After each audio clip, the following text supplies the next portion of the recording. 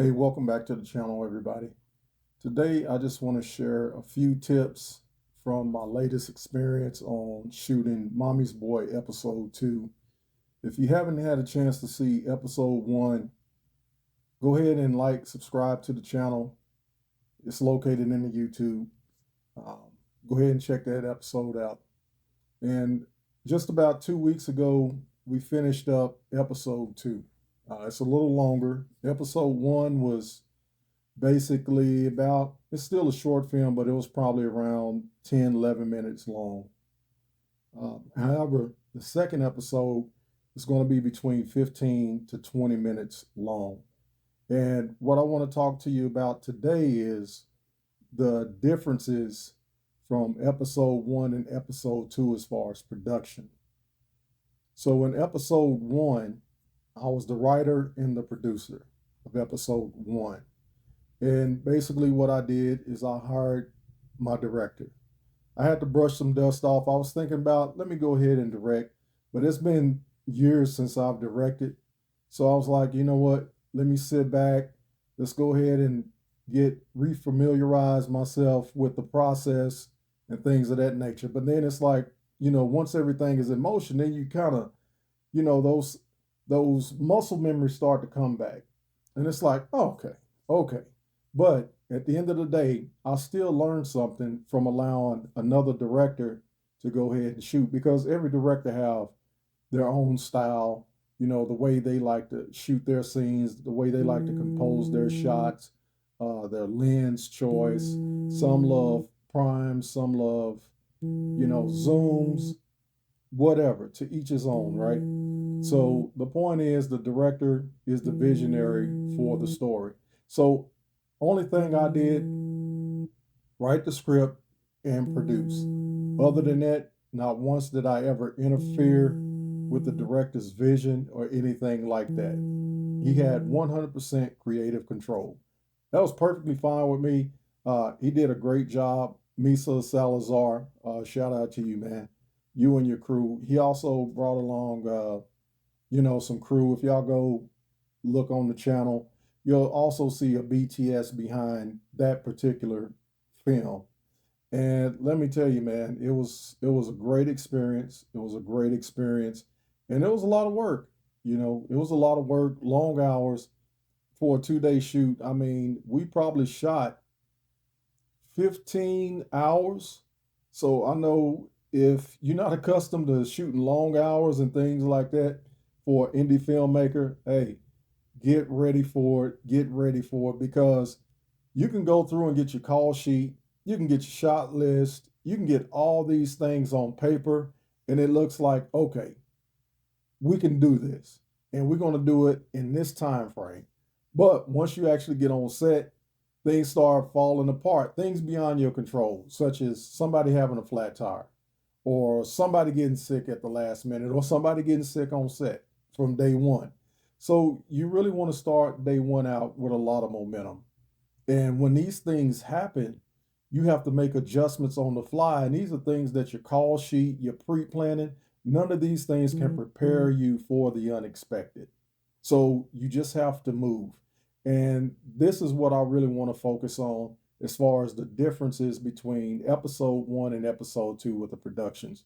As far as episode 1, we really didn't have any setbacks. We really didn't have any setbacks other than the weather, if you want to call that a setback, because we were shooting in the spring, so the foliage was good, the leaves were down, all that good stuff, right? But when it came time for us to shoot the night scene on episode 1, it started raining. And from where you had to haul the gear to the set location, and it was outside, it got kind of brutal.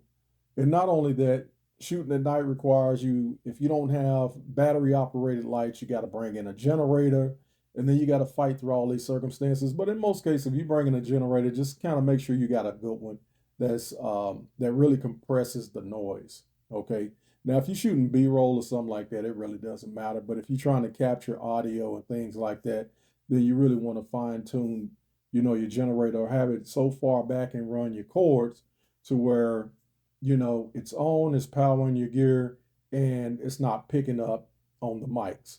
So that's one of the things right there. But once again, I don't really think that was a problem. It actually helped the film out because you got to see, like reflections of the lighting and stuff like that on the wall, the lighting or the lightning on the wall. So that really wasn't a problem. Now, when it comes to episode two, okay, so I'm gonna just keep it real with y'all, man. I'm not going to sit up here and cookie cutter this thing. I'm not going to make it seem like everything is hunky dory, everything just went smooth as butter, because it did not. So the thing is, at least 3 months of preparation went into this. On this one, I said, okay, I'm gonna write, I'm gonna produce, I'm gonna direct. I said, I done brushed the dust off. It's just like riding a bike. You start riding and you put it down for a while, then time goes by, you jump back on it, you realize, okay, I still remember. Because once you got it, right? It's just about recollection and bringing these things back to your remembrance. But anyway, um, ready, got the crew ready. That was challenging. I'm not gonna lie. That was challenging getting the crew ready.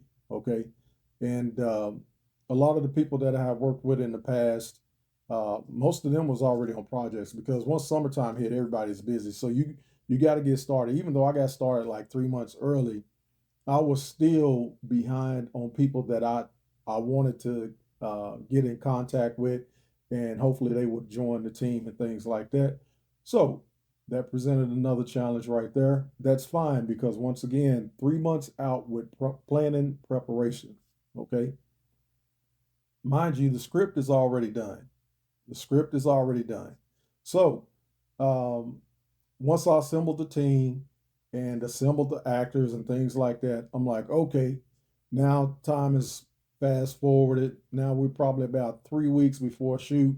Now we're doing, little walkthroughs, just kind of testing camera lenses, angles, things of that nature.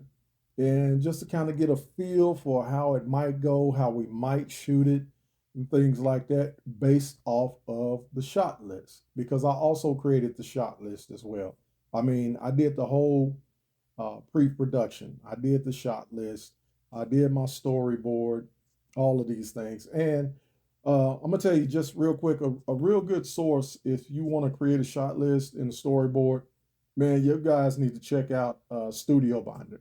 Okay, this is not a sponsor video or anything like that, but check out Studio Binder. And I found out through another YouTube years ago about Studio Binder. And let me tell you, man, that's a lifesaver because only thing you got to do is upload your script and then it'll walk you through everything: call sheets, shot list, storyboards, mood boards, anything you want, that thing can get it done.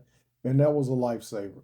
Okay, now with that being said, when you go to print it off, okay, you want to print off your shot list, your storyboard, your mood board, and all that, then the images are really small. I mean, they are really small, so it makes it really hard to see the images. So that's one thing you want to consider. Now, the other thing is if you just bring your laptop or your tablet or something like that, then you're good to go because you can just pull it up on your laptop and you can work from it from there. So, or you can do it. I think I'm not sure if they have it on mobile yet. I'm not sure, so I'm not going to get into that. But anyway, that was a lifesaver because the thing is, people don't plan to fail, but they fail to plan. So one of the things I wanted to do, I wanted to make sure I was prepared as much as possible. Okay, just trying to fine tune this production before we get started because I know that I was anticipating there was going to be setbacks. Now let's get to day one. Here's where it gets deep. Okay, like I said, man, it's no cookie cutter here. I'm telling y'all my personal experience. All right. So day one, we get set up, we have our meeting, we have our safety meeting, and then we drive to the first set, which is exterior. After we done did the roll call and everything, but two talent actors, they was commuting together, and something happened. They had a breakdown, car breakdown, flat tire, something like that, and they way out. Okay, they was probably an hour and a half or so away from the set, as we're getting ready to shoot. And you get that phone call, and that's just, it breaks your heart, man. It breaks your heart because it's not just if it's a background actor, it's like, okay, we can maneuver around that. But when it's one of your lead actors that experienced this, and now it's like, okay, we're trying to get started on time. Once again, things that are beyond your control. So we had a choice. We could either bypass this, pack everything all up, go to the next set, which is probably what most people would do, right? And let's shoot something that we can shoot that doesn't involve the two that are missing, the two that are absent. That's easier said than done because it depends on how the call sheet is set up. Okay. So if we were designed to shoot all these exteriors in the morning or at a particular time of day, we're dependent on the sun, the position of the sun to get these shots. So if you want to get sunrise and get that nice, beautiful golden look coming up beyond the horizon, and your talent is not there or the crew is not there, that's something you can't just flip around. We only got 2 days to shoot it, right? So these are some of the things right here. So what do we have to do? I had to make a decision. I had to make a decision. It was a hard decision, but it's like, man, we got to get this thing going and we got to get it going fast, okay? Because the production designers, they was out there staging the scene, putting down all the props and things like that. So it would have been a waste of resources and time to pack all of that up to try and go and shoot something else because then you got to come back and replace. Not only do you have to replace, but you would have to clean up because it was a crime scene, so we had fake blood and things like that that we had put down. But when you leave that set, you have to clean all that stuff up. You don't want nobody, a public person pulling up because it was near a lake and they see signs of blood and they panic, call 911. Next thing you know, police is out there and they trying to figure out what's going on. Which the police, once they see that, they'll realize, okay, this is not real blood. But you don't want to frighten the community. Okay, that's the same thing with like pulling weapons out. So I hope y'all get the point on that. So what I had to do, here was my plan, thinking just this is how it is. This is how it was for this shoot. And I'm not knocking anybody. I'm not bashing anybody. Because God knows that I wish they would have been there, would have been on time. But, the show must go on, right? So I got with my first AD, talked to him. I was like, man, because we had background actors. I said, we need to see who else got like some real talent that can get the lines real quick. Fortunately for me, that this particular scene, it had a few lines, but it wasn't nothing strenuous. It wasn't a whole lot. But at the end of the day, if you're trying to put this pressure on someone who didn't come prepared to stand in that role, then that would have presented a major problem. But luckily, man, I'm gonna tell you, okay, there was another actor. Her name is Morgan. I'm gonna go ahead and say it. I don't think she'll mind. She's in the film. Y'all gonna see her anyway.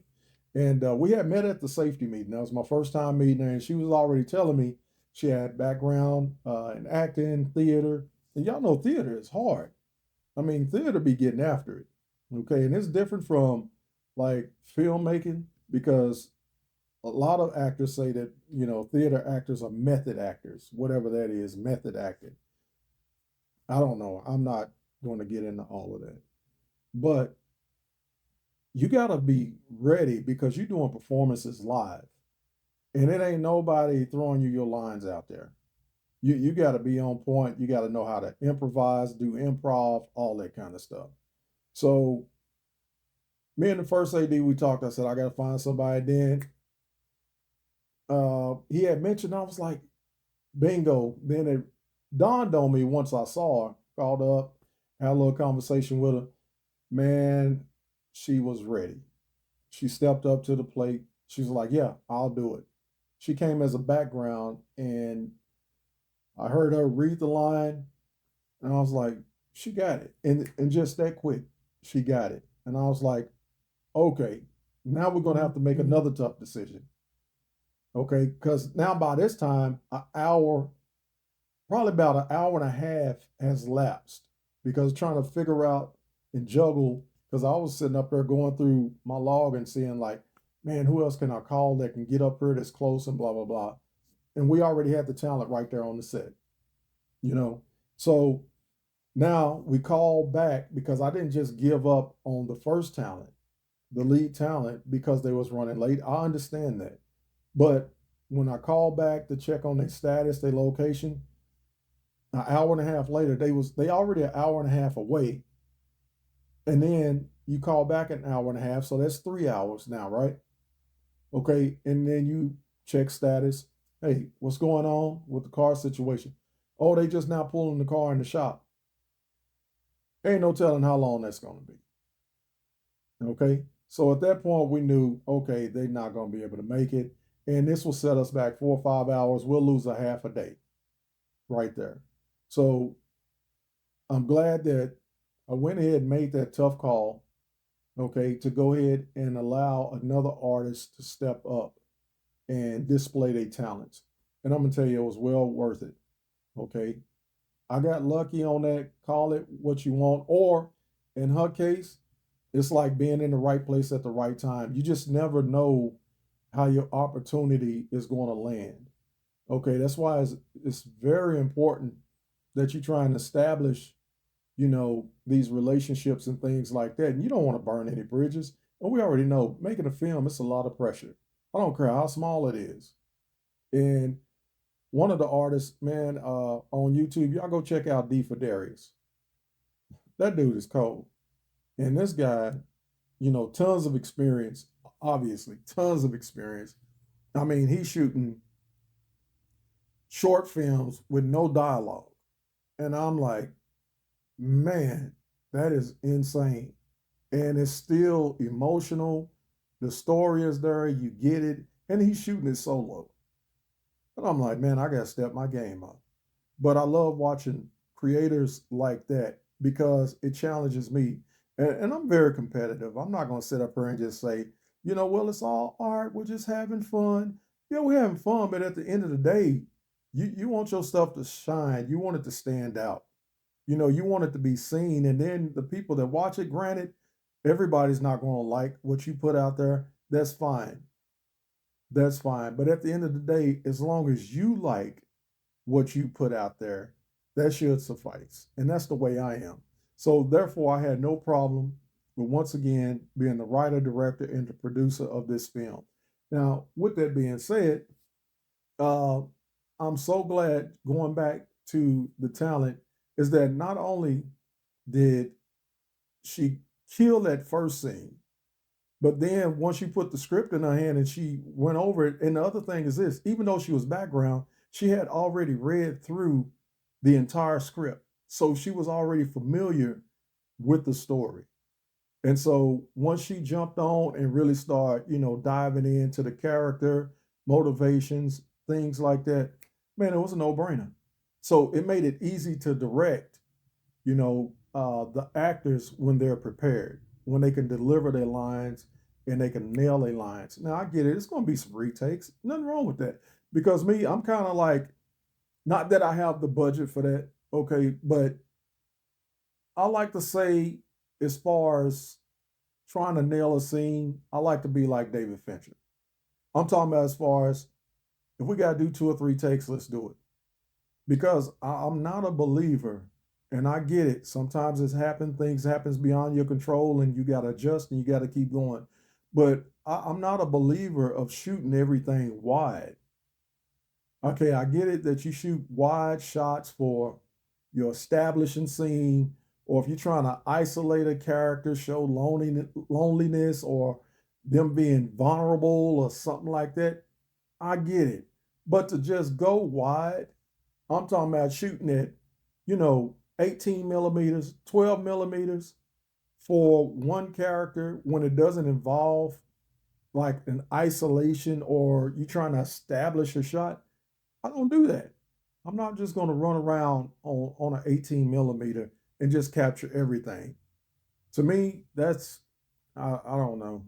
I don't know. You see it far too often. It's one thing to start off with a wide for your establishing shot, but then you want to move in to your mediums, to your close-ups, your extreme close-ups, your inserts, things like that. But to capture everything in a wide shot, I don't do that. I've never done that, and I'll never ever as long as I have control over it, that would never be my style. That would never be my style. Now it's okay to capture a master shot, like if the artist or the talent, they're just right there. And so you got multiple people, and then you coordinate like their movements. The camera is static, so it's not moving. And then you let the talent do the moving and the blocking and everything within that. That's okay for your master. And then you can move in and catch your mediums because they'd have to go through that whole thing over again. So that way you got something to cut back to. That's cool. I can deal with that. But to just shoot that whole thing like that and let them move through and then never go in for a medium or a close up or extreme or something like that, I can't do that. Because I'm like, man, I'll get tired of just seeing a whole entire wide shot, and to me it looks amateur. Okay, but to each his own, right? To each his own. Now, with that being said, another thing I would like to say, my style is I take a lot of inspiration from John Carpenter. Indie horror film, everybody know about Halloween, him, Deborah Hill, what they did. I mean, look, that franchise still going on over 30 years later. And Jamie Lee Curtis made a great living off of that franchise. Now, what I like about John Carpenter, if y'all haven't seen it, he did this interview with Robert Rodriguez. Okay, everybody know who Robert Rodriguez is, not just from Planet Terror, but I mean we know El Mariachi, right? That was his first indie film, shot on I think he said 8 millimeter. But anyway, he was interviewing John Carpenter. It's like a directors on directors podcast.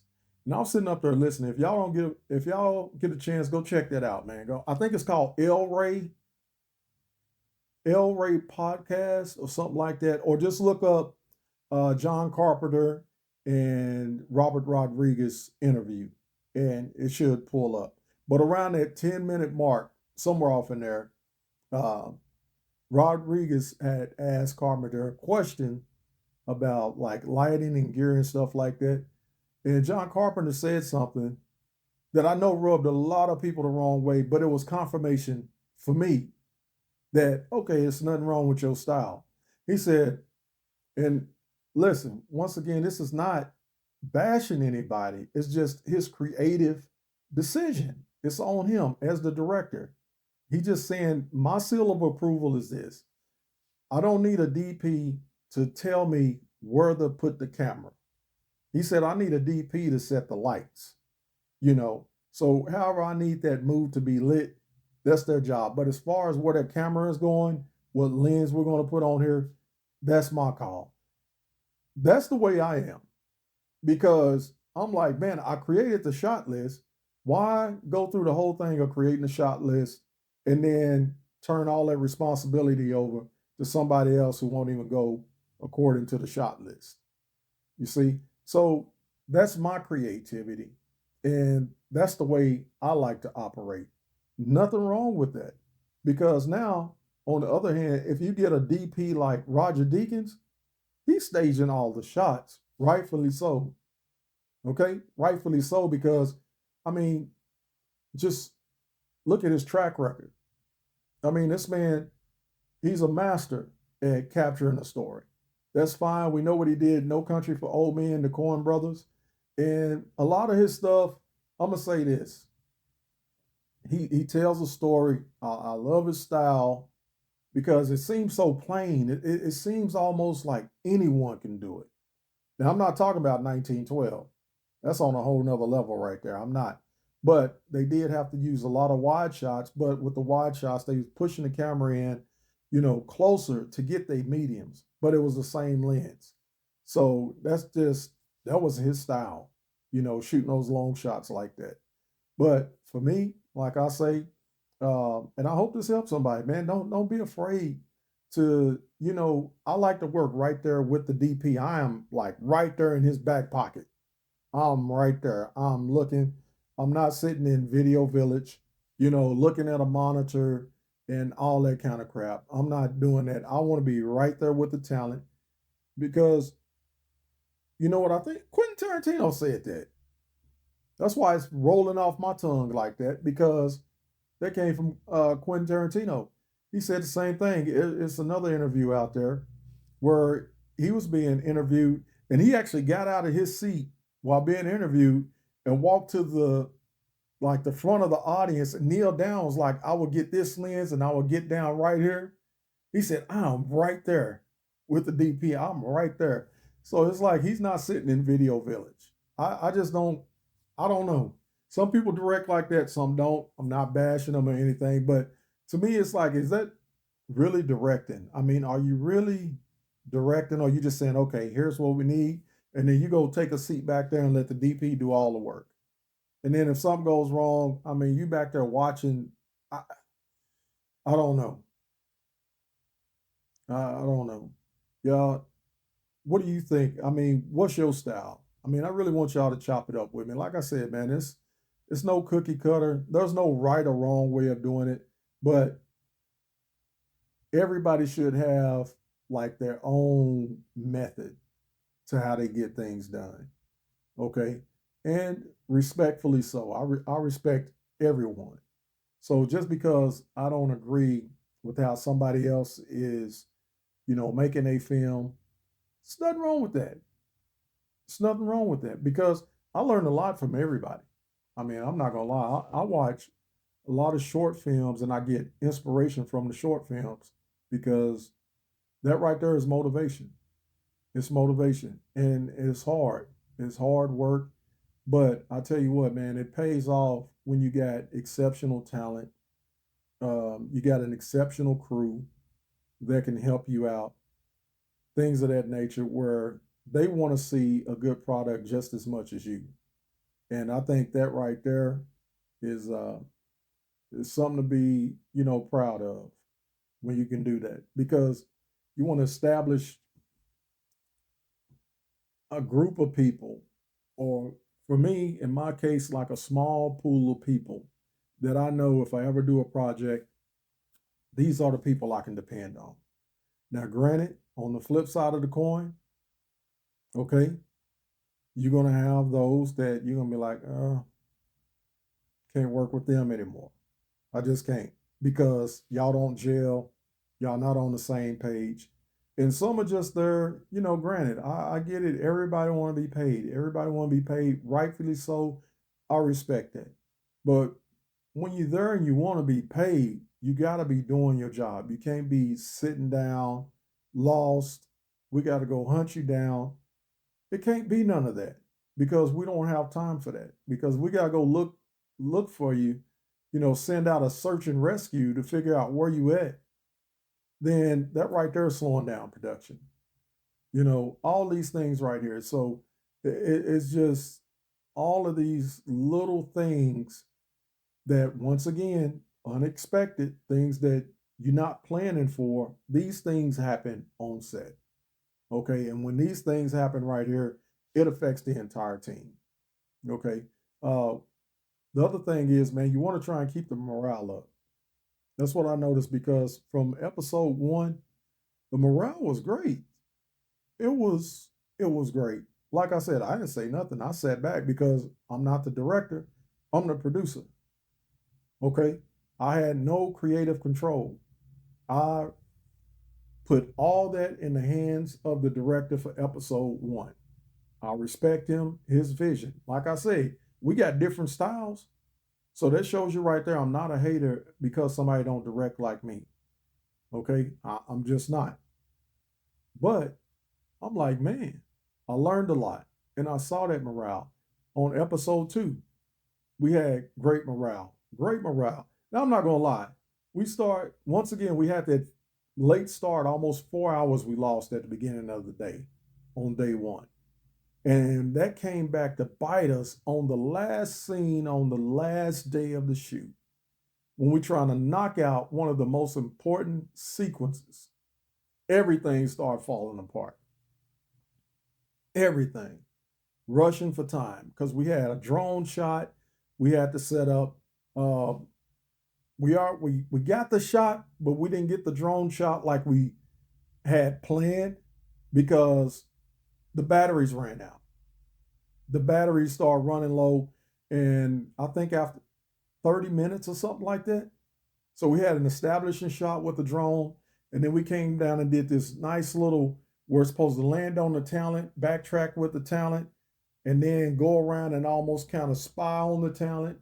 That was the concept of that scene by using the drone, and you watching the talent as the camera just slowly moves around. So that took forever. And to light something like that was really hard, really challenging. So that's another thing that you got to remember because this was an exterior shot, obviously, but you got to light it in such a way to where the lights are not being picked up. Now it's like you can go in there and mask it out later and rotoscope it or whatever. That's fine. But I'd rather, if I can, try not to do all that because I'm the one that's also going to edit the film. So I'm trying to make it as easy as possible for me with that edit. Now, some edits, I get it. You're going to have to do that. Okay. But man, when we got to the final attack scene, we couldn't use the equipment. So we had to jump from the equipment we used was the R6, the R10, and we had to pull out the Pocket Osmo to save time. And this is shooting at night. And the thing about the Osmo, I think, is just a 20 millimeter. You can't zoom in, you can't punch in. And it almost started defeating the purpose because you got to get so close up on the talent. Once again, like I said, you can't shoot everything wide. So in order to get that shot, you move closer, right? But if you move close with a 20 mil, it's not going to give you the same compression and the same composition as if you're shooting on a long lens. It's not going to look the same. It's almost going to look comedic. If I take an 18 or a 20 from a distance, that's my establishing shot. But if I move in on a person with an 18 or a 20 mil, they're going to look just funny. And I don't know, it didn't give a scary feel, for that. But we had to do that because you can just hand hold it and you can just get with it as far as, shooting with the R6 Mark II. You lock it off, you put it on a gimbal or what have you, and then you can put the correct lens on there and get your compression, get your composition. Not only that, you're shooting in C-Log 3. So it's going to look night and day. An Osmo just cannot compete with a C-Log 3 camera. Even if Osmos do have C-Log, the sensor is so small, it's still not going to compete with, a full frame sensor. It's just not, But to each his own. Anyway, man, I'm finna show y'all a few clips. Y'all want to stick around and check it out. In the meantime, like I said, if y'all like something that I said, I'm just keeping it real. My experience, everybody's experience is different. Y'all go ahead and hit me up. Hit that like button, hit that subscribe button, and I hope y'all continue to follow because I'll be uploading little clips here and there. So anyway, if y'all stuck through, this is a long video. I appreciate y'all for hanging in there, but I'm really anxious to read some of the comments or any questions that y'all got as far as my experience. And I want to hear about y'all's experience. You out there shooting a film, you want to write, you want to direct, because at the end of the day, if you're trying to wait on somebody, you'll never get it done. You'll never get it done. So I'm gonna leave you with this. Just on my closing, is write something that you can film. Okay, write something that you can afford to make, and then get it out there. And then once you get it out there, some people might not like it. Some people might. That's okay. That's fine.